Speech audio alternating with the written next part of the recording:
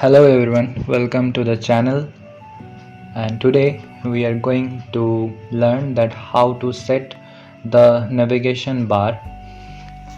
So if you want to turn on the navigation bar for any page, then you need at least two pages where navigation bar should be turned on. Choose an icon for the page.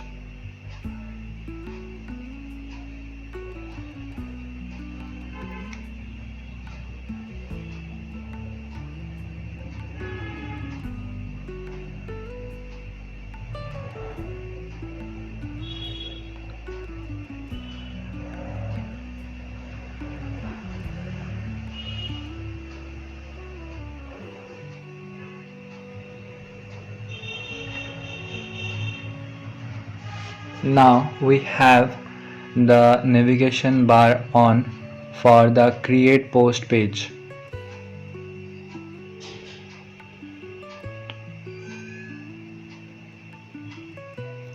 And the home page navigation bar is also on. In app settings, go to the navigation bar and app bar section and then turn on show nav bar. This will turn on the navigation bar system, and you can also select colors from here.